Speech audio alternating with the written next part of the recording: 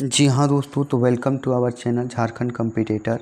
तो जैसा कि मैं आपको ये सीरीज करवा रहा था प्रैक्टिस सेट उत्पाद सिपाही झारखंड उत्पाद सिपाही के, जिसमें आपके समान अध्ययन के 40 प्रश्न, झारखंड से 50 प्रश्न, विज्ञान से 20 प्रश्न और 10 प्रश्न आपके गणित के होते थे। टोटल 120 क्वेश्चन को मैं इस चैनल के माध्यम से आपको प्रैक्टिस सेट के माध्यम से डिस्कस करा रहा था। और ये है आपके लिए अभी नहीं तो कभी नहीं।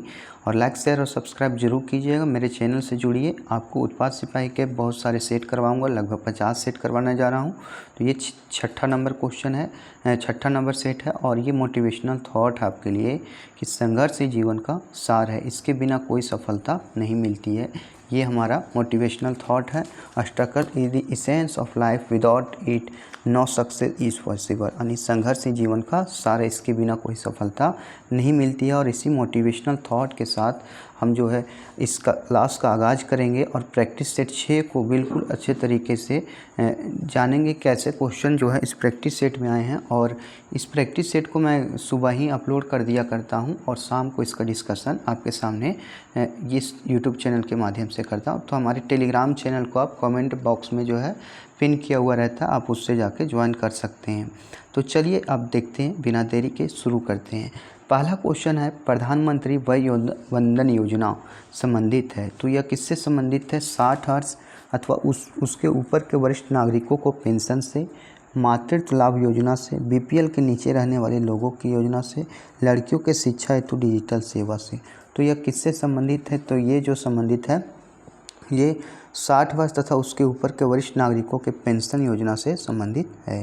दूसरा क्वेश्चन देखेंगे, I am HIV positive so what पुस्तक के लेखक कौन हैं? तो I am HIV positive so what पुस्तक के लेखक जो हैं नील मुखर्जी हैं, जयंत कलिता हैं, विश्व स्वरूप है या मोहंती भटनागर हैं। तो ये कौन है? तो ये है हमारे जयंत कलिता। कौन है? जयंत कलिता हैं। अगला क्वेश्चन देखेंगे, तीसरा नंबर क्वेश्चन, ब्राह्मणी लिपि लिखी जाती है। ब्राह्मी लिपि जो होती है वो किससे लिखी जाती है? बाईं से दाईं और दाईं से बाईं और उपरोक्त दोनों और, या फिर इनमें से कोई नहीं। तो ब्राह्मी लिपि जो है ये कैसे लिखी जाती है? तो ये जो है बाईं से दाईं ओर लिखी जाती है।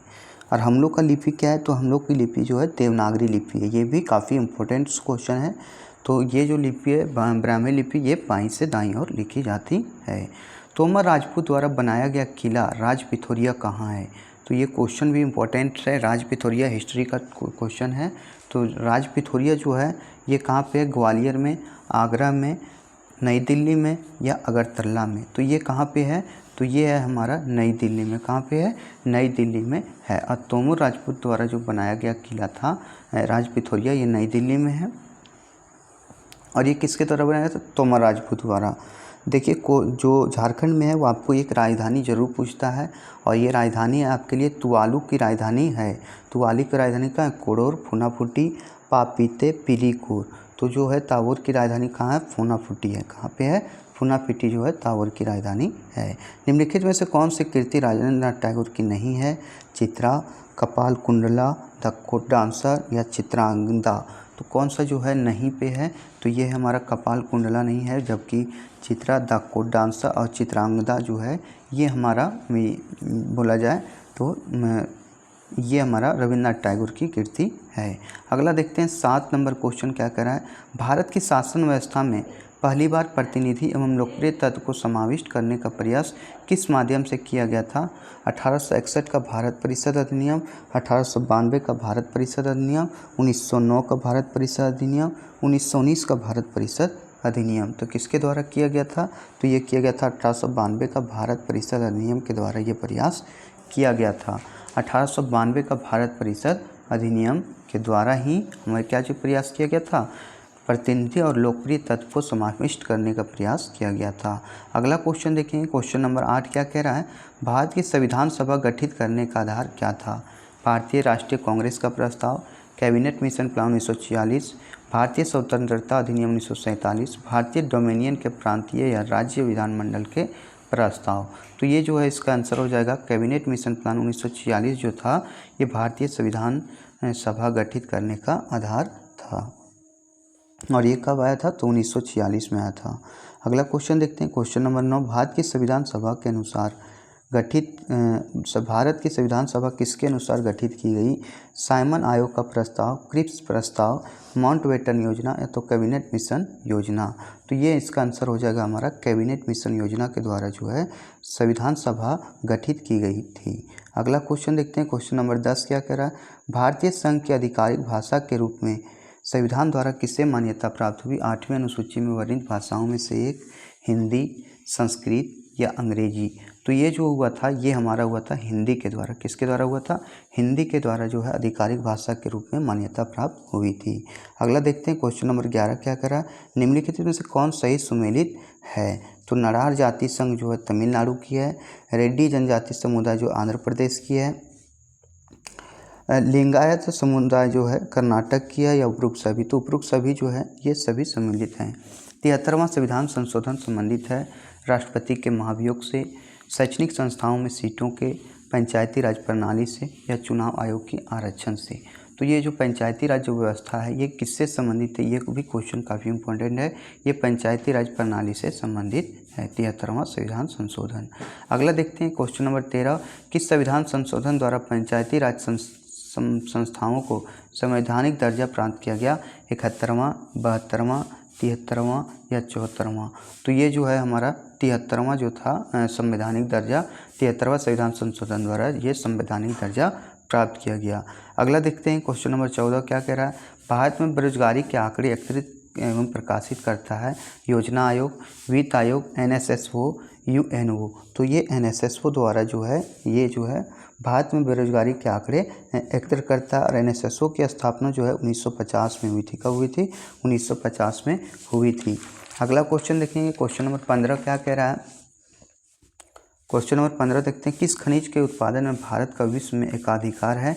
तो ये कौन कौन सा है? अभ्रक है, मैग्नीज है, बॉक्साइड है या कोयला है। तो ये जो एकाधिकार यदि प्राप्त है तो ये हमारा अभ्रक में है। ये विश्व के उत्पादन का 10% अकेला जो है हमारा अभ्रक का उत्पादन हमारा ये करता है, भारत देश करता है। भारत में कृषि क्षेत्र की GDP का कितना प्रतिशत भाग कृषि शोध पर व्यय किया जाता है? ये भी काफ़ी मोस्ट इम्पोर्टेंट्स है। 0.3%, 0.5%, 2% या 4%। तो मात्र 0.3% करता है। अभी तक देखा जाए तो सबसे ज़्यादा जो है सर्वाधिक जो करता है GDP का सर्वाधिक खर्च जो हमारा कृषि पे करता है वो 6% करता है। वो हमारा किस पे करता है? वो हमें अमेरिका के द्वारा जो है 6% किया जाता है। अगला है नीली क्रांति का संबंध निम्नलिखित में से किससे है? तो नीली क्रांति का संबंध नील की कृषि से, मुर्गी पालन से, मत्स्य पालन से, पीने योग्य जल की उपलब्धता से। तो मत्स्य पालन से जो है हमारा क्या चीज़ संबंधित है? नीली क्रांति संबंधित है। अगला क्वेश्चन है 5वीं पंचवर्षीय योजना का अभिगम पत्र किसने तैयार किया था? BN गाडगिल, अशोक मेहता, DP धर या अमर्त्य सेन। तो ये DP धर के द्वारा जो है शुरू किया गया था। और ये जो DP धर था 1974 से 1979 के बीच जो है ये पंचवर्षीय योजना चली थी। 5वीं पंचवर्षीय योजना 1974 से 79 के बीच चली थी। और इसके जो थे अधिगम पत्र किसने तैयार किया था? तो ये DP धर के द्वारा तैयार किया गया था। नेक्स्ट क्वेश्चन देखते हैं। भारत में स्वसंपोषित विकास का उद्देश्य सर्वप्रथम अपनाया था?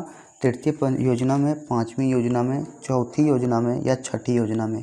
तो किस योजना में चलाया गया था? तो ये तीसरी पंचवर्षीय योजना में चलाया गया था। स्वसंपोषित विकास का उद्देश्य तृतीय पंचवर्षीय योजना में चलाया गया था। और ये तृतीय पंचवर्षीय योजना जो था कब आया था ये आप कमेंट बॉक्स में ज़रूर बताइएगा। तृतीय पंचवर्षीय योजना का कार्यकाल क्या क्या था? अगला योजना आयोग के स्थान पर नीति आयोग जनवरी 2015 से अस्तित्व में आया है। नीति आयोग का पदेन अध्यक्ष किससे बनाया गया है? प्रधानमंत्री, वित्त मंत्री, योजना मंत्री या कार्यक्रम कार्यान्वयन मंत्री। तो ये किसके द्वारा बनाया गया है? तो ये बनाया गया हमारा प्रधानमंत्री के द्वारा बनाया गया है। और इसे 1 जनवरी 2015 को जो है नीति आयोग कर दिया गया। और इसके जो अध्यक्ष होते हैं ये प्रधानमंत्री होते हैं। कौन होते हैं? अध्यक्ष PM होते हैं। और इसे 1 जनवरी 2015 से नीति आयोग जो है बनाया गया और प्रधानमंत्री इसके अध्यक्ष होते हैं। अगला क्वेश्चन है निम्नलिखित में से किसे नवगठित नीति आयोग का प्रथम उपाध्यक्ष बनाया गया था? ये भी इंपॉर्टेंट क्वेश्चन। राजू महर्षि, अरविंद मायाराम, अरविंद पनगड़िया, SS मंडूरा। तो अरविंद पनगड़िया जो हैं ये प्रथम उपाध्यक्ष बनाए गए थे। अगला क्वेश्चन देखते हैं, भारत का वह राज्य जिससे होकर कर्क रेखा गुजरती है, जम्मू कश्मीर, हिमाचल प्रदेश, बिहार या झारखंड। तो झारखंड से जो है कर्क रेखा गुजरती है। इसके कुछ डिस्क्रिप्शन देख लेते हैं कि झारखंड में जो है भारत में जो है कहाँ कहाँ से ये गुजरती है। तो पहला यदि देखा जाए तो गुजरात हो गया, दूसरा राजस्थान हो गया, तीसरा MP हो गया, चौथा छत्तीसगढ़ हो गया, फिर हो गया मेरा आपका झारखंड, छत्तीसगढ़ के बाद मेरा झारखंड हो गया। उसके बाद वेस्ट बंगाल, त्रिपुरा और मिजोरम, वेस्ट बंगाल, त्रिपुरा और मिजोरम, ये 8 राज्यों से हमारा गुजरती है। बिल्कुल सीरियल वाइज याद रखिए, गुजरात, राजस्थान, MP यानी मध्य प्रदेश, छत्तीसगढ़, झारखंड, वेस्ट बंगाल, मिजोरम और त्रिपुरा। ये इम्पोर्टेंट्स है क्योंकि कभी कभी क्रम वाइज हमें पूछ देता है।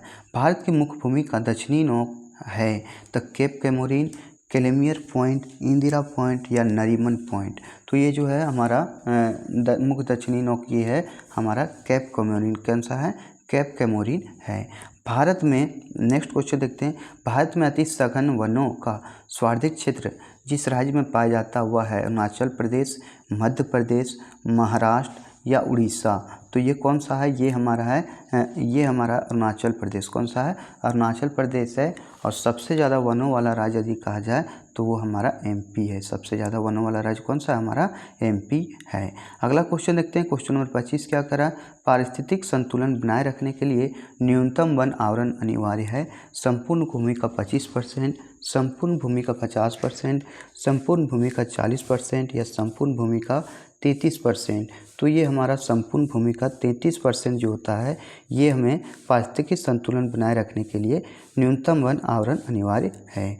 अगला क्वेश्चन है, भारत का सबसे बड़ा मूंगफली उत्पादक राज्य है, वो है हमारा आंध्र प्रदेश, तमिलनाडु, गुजरात या महाराष्ट्र। तो ये हमारा है गुजरात। गुजरात जो है सबसे बड़ा मूंगफली उत्पादक राज्य है। नेक्स्ट क्वेश्चन देखते हैं, क्वेश्चन नंबर 27 क्या कह रहा है? भारत का सबसे बड़ा सोयाबीन उत्पादक राज्य है। तो कौन कौन सा है? महाराष्ट्र है, मध्य प्रदेश है, राजस्थान है या उत्तर प्रदेश है। तो सोयाबीन सबसे ज़्यादा कहाँ पे होता है? तो सोया प्रदेश के नाम से जाना जाता है हमारा मध्य प्रदेश। क्या चीज़ जाना जाता है? मध्य प्रदेश जो है ये हमारा सोयाबीन उत्पादक राज्य में सबसे अव्वल है। अब 28 नंबर क्वेश्चन देखते हैं। 28 नंबर क्वेश्चन हमें क्या कह रहा है? भील जनजाति मुख्य रूप से निवास करती है राजस्थान में, गुजरात में या मध्य प्रदेश में या तीनों के समवर्ती क्षेत्र में। तो ये तीनों के समवर्ती क्षेत्र में जो है निवास करती है भील जनजाति। ये राजस्थान में भी है, MP में भी और गुजरात में भी है। अगला देखते हैं, क्वेश्चन नंबर 29 क्या कह रहा है? कन्फ्यूशियस का वास्तविक चीनी नाम क्या था? कन्फ्यूशियस का वास्तविक चीनी नाम क्या था? लाओ त्सु, वू वांग, कुंग फू या मेंग शुरू। तो ये क्या था हमारा? कन्फ्यूशियस का जो वास्तविक नाम चीनी नाम था ये हमारा कुंग फू था। क्या था? कुंग फू था। अगला क्वेश्चन देखते हैं, क्वेश्चन नंबर 30 क्या कह रहा है? निम्नलिखित में से कौन सुमेलित नहीं है?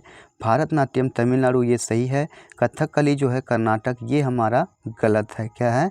कथकली जो है ये कर्नाटक का नहीं है, कथकली जो है ये हमारा केरल का है, उड़ीसी जो है उड़ीसा का है, कुचिपुड़ी आंध्र प्रदेश का है।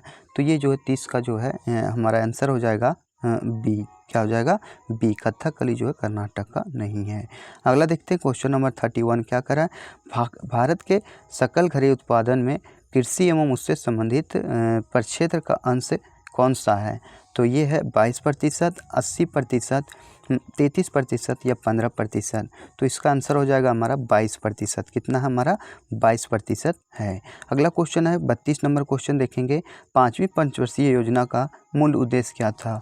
तो 5वीं पंचवर्षीय योजना का मूल उद्देश्य था गरीबी हटाओ, सार्वजनिक वितरण प्रणाली में सुधार, समावेशी विकास या उपवर्जी विकास। तो गरीबी हटाओ जो है ये नारा लगा था हमारा 5वीं पंचवर्षीय योजना में।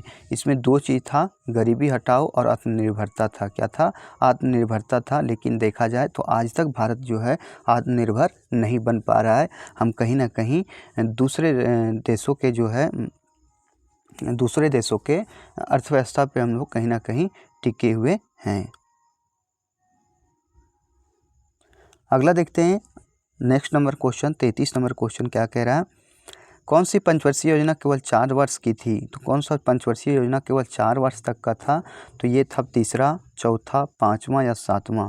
तो ये तीसरा पंचवर्षीय योजना 5वीं पंचवर्षीय योजना जो थी मात्र कितने 3 वर्षों तक ही चल पाई, केवल 4 वर्षों तक ही चल पाई। अगला क्वेश्चन देखते हैं, क्वेश्चन नंबर 34 क्या कह रहा है, 5वीं पंचवर्षीय योजना के 2 मुख्य उद्देश्यों में एक निर्धनता निवारण था। क्या था? एक निर्धनता निवारण था। जो उद्देश्यों में एक निर्धनता निवारण था, जबकि दूसरा मुख्य उद्देश्य था। तो ये क्या था? स्थिरता के साथ विकास, आत्मनिर्भरता की प्राप्ति, विकास के लाभों का समान वितरण, आय व संपत्ति का समान वितरण। तो ये जो हमारा था, ये था हमारा आत्मनिर्भरता की प्राप्ति। क्या था? आत्मनिर्भरता की प्राप्ति। अगला क्वेश्चन है क्वेश्चन नंबर 35, 10वीं पंचवर्षीय योजना की अवधि थी। तो क्या था? 2000 से 2005, 2001 से 2006, 2002 से 2007, 2003 से 2008। तो इसका जो जाएगा हमारा सी नंबर क्वेश्चन, 10वीं पंचवर्षीय योजना का काल जो था 2002 से 2007 था। क्या था? 2002 से 2007 था। अब देखिए नेक्स्ट क्वेश्चन देखते हैं, क्वेश्चन नंबर 36, भारत